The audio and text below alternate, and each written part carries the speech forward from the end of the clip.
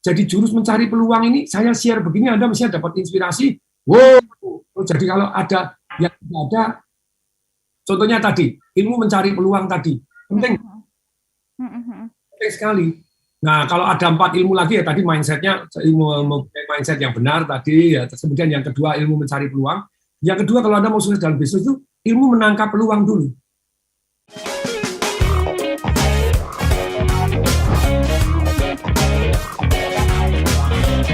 Anda tengah menyimak Smart Business Talk bersama dengan Pak Tung Desa Maringin, mbahnya dahsyat ya. 3 pertanyaan paling berpengaruh dalam kehidupan kita. Bahkan tadi disampaikan oleh Pak Tung ada 4 begitu. Tapi sebenarnya kalau digeneralkan gitu ya, ini pertanyaan berkaitan dengan apa yang kita pikirkan, apa yang kita harus ucapkan gitu ya, dan apa yang harus menjadi action kita gitu ya di wilayah-wilayah itu. Nah, saya mau gali lebih dalam nih Smart Listener dan sambil menantikan pertanyaan dari Anda ya. Tadi kan Pak Tung mengatakan 2 perbedaan saja yang membedakan antara orang yang sukses dengan yang tidak. Ya, yang pertama adalah timpang pengetahuan dan juga timpang keberanian. Pertanyaannya soal pengetahuan nih Pak Tung gitu kan. Banyak yang merasa bahwa saya sudah menempuh pendidikan tertentu sampai dengan jenjang tertentu gitu. Rasanya sudah cukup dong gitu. Atau enggak menempuh pendidikan tinggi, jadi saya bisa apalah gitu. So, kita harus belajar atau menggali pengetahuan tentang apa sebenarnya Pak Tung untuk bisa sukses. Silakan Pak Tung. Jadi nomor satunya adalah pengetahuan tentang betapa mindset itu berpengaruh terhadap segalanya. Tadi ya, misalnya ada saya punya saudara tidak sekolahan, jadi SMP aja ijazah beli, SMA enggak lulus gitu karena banting skuternya gurunya matematika jadi dikeluarkan gitu. Jadi SMP aja ijazahnya beli, tapi bisa sukses, bisa kaya. Ketika saya tanya jawabannya sungguh menyudutkan saya gitu. Lah, kok kamu bisa kaya, saya enggak pada waktu itu gitu ya. Jadi jawabannya, Pak, lah kamu sekolahnya pintar sih. Loh, lah Pak tanya, loh kamu sekolah mahasiswa teladan, juara lomba kartun ilmiah, juara cepat-cepat P4, piagamu banyak, cari kerja ya gampang. Lah aku SMA aja nggak lulus. Lah kerja diterima jadi kuli, gaji 25.000. Bagaimana aku bisa hidup? Lah karena aku kepengen sukses. Nah tadi toh, makanya saya jadi ya sudah karena saya nggak ada yang terima pekerjaan susah sekali ya aku mulai usaha sendiri. Kamu usaha sendiri sukses orang kamu goblok katanya gitu sekolahnya. Goblok di sekolah beda dengan goblok di kehidupan. Contohnya gimana? Di sekolah, saya tidak boleh mempekerjakan orang lain untuk menjawab ujian saya. Untuk mengerjakan tugas saya. Tapi karena saya goblok, saya mempekerjakan orang lain toh. Nah, kamu enggak, karena kalau kamu pintar makanya kamu pengen mengerjakan sendiri semua, makanya jadi karyawan. Tobat. Itu shock naboknya, pong. Oh iya, sukses harus punya. Makanya hari ini karyawan saya banyak, partner saya banyak. Gara-gara satu kalimat itu. Jadi nomor 1 mindsetnya, Anda bukan urusan sekolah. Bahkan ada teman saya yang konglomerat, anaknya tidak pernah boleh lulus S2. Nanti sombong merasa paling pintar sedunia, padahal ilmunya di dunia kenyataan cetek gitu ya, diberitahu. Apalagi kalau lulusan dari, mohon maaf dia nyebut dari Harvard, dari gini, wah semuanya merasa paling pintar sedunia. Terus paling pintar sedunia, suruh belajar sama orang yang di bawahnya tidak mau. Ya tidak selalu, tidak semua. Banyak orang yang lulusan Harvard ya tetap rendah hati. Tapi kembali lagi ya juga ada yang lulusan Harvard sukses. Itu Mas Nadiem juga sukses lulusan Harvard gitu ya. Tapi juga banyak yang lulusan Harvard ya baik-baik saja. Mari kita lihat gitu ya. Dengan lulusan yang SMA, lulusan SMP bisa kaya lulusan SMP SMA. Iya. Nomor 1 adalah Anda pengetahuan tentang mindset Anda. Bahwa apa yang Anda yakini ya benar untuk Anda. Keyakinan tidak ada yang salah, tidak ada yang benar. Yang ada yang mendukung Anda atau tidak mendukung Anda untuk jadi sukses. Jadi kalau Anda belum sukses, periksa dong keyakinan Anda. Yang kedua, ilmu apa yang sangat penting untuk menjadi sukses? Yaitu ilmu untuk mau meluangkan waktu, tenaga, pikiran untuk mencari peluang. Caranya bagaimana? Ada berapa macam. Nih satu contohnya, cari orang-orang yang kaya di sekitar keliling Anda itu usahanya apa? Gitu loh ya. Terus tadi, supaya mereka mau istilahnya kerjasama dengan Anda, akan lebih cocok lagi. Jadi ilmu untuk mencari peluang itu ada banyak. Misalnya Anda melihat perbedaan harga. Oh, di Tiongkok harganya sekian, di Indonesia sekian. Nah, itu melihat perbedaan harga. Jadi kok bisa? Ya karena Anda keluar.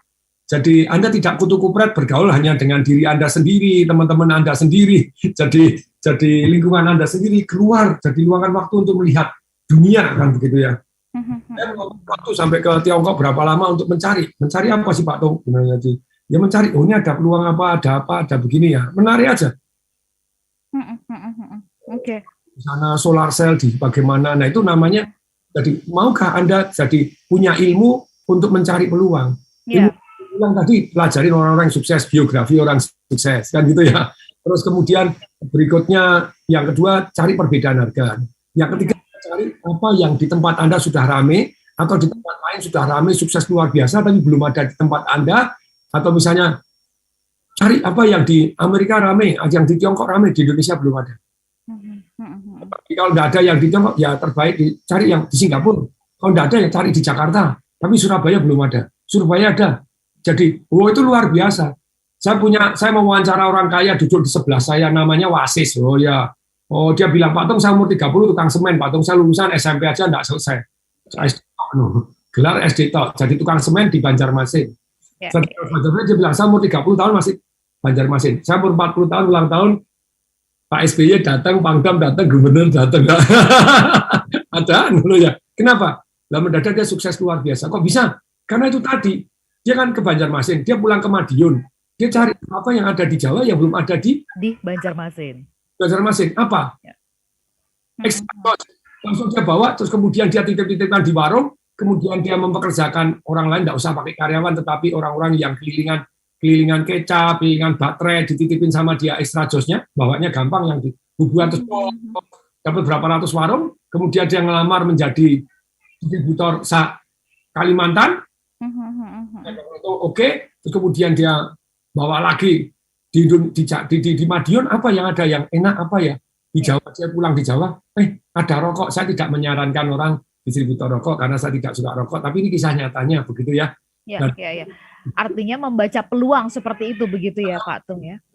Jarum di Sumatera, di Kalimantan banyak semua. Ini apa? Rokok cempoko, dia cobain. Ini enak, bawa ke sana, boom, dia ngelamar, saya mau jadi distributor Anda, saya punya 2000 warung, saya ini distributornya Extra Jos. Boleh nggak saya distributor Anda? Tak bayar, berapa harganya? Kalau bayar cash berapa? Loh, ini kan modalnya begitu. Bayar cash, boom, jadi distributor rokok terbesar, cempoko. Tadinya adalah ini, jadi jurus mencari peluang ini, saya share begini, Anda mesti dapat inspirasi. Wow, jadi kalau ada yang ada satu namanya Pak MD Trif, itu kan dia pergi orang dari mana, Finland atau dari mana, mendarat di Thailand, minum, kok enak nih, Kratindeng, langsung dipakai ke Eropa dan seluruh dunia, dia 49%, yang punya Kratindeng 51%, tapi dia yang memarketingkan di sana, jadi sekarang orang paling kaya sak negara. Oke, jadi jurus melihat peluang ya. Tapi Pak Tung gini, kadang-kadang kita suka bukan denial sih, ya cari pembenaran kan situasinya begini, kan begitu, kan begini gitu ya. Itu balik lagi ke soal mindset ya. Kalau melihat banyak kemungkinan ada peluang, tapi itu ujung di belakang selalu ada kata tapi ini nggak ada modal, tapi gimana ya caranya, tapi gitu.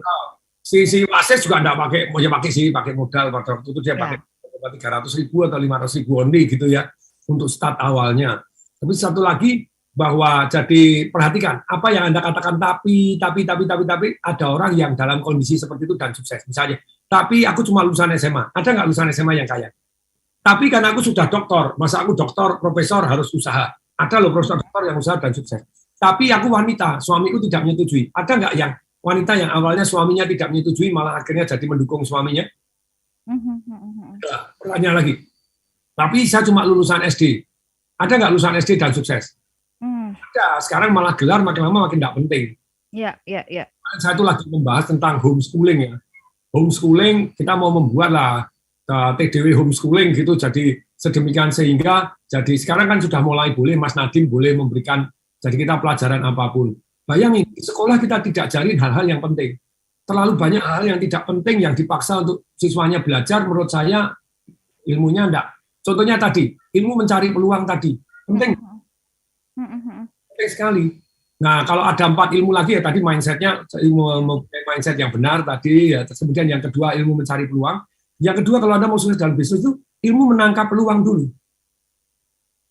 Nah, problem hari ini di sekolah-sekolah bisnis yang diajari cuma keempat. Hmm. Ya. manajemen, marketing.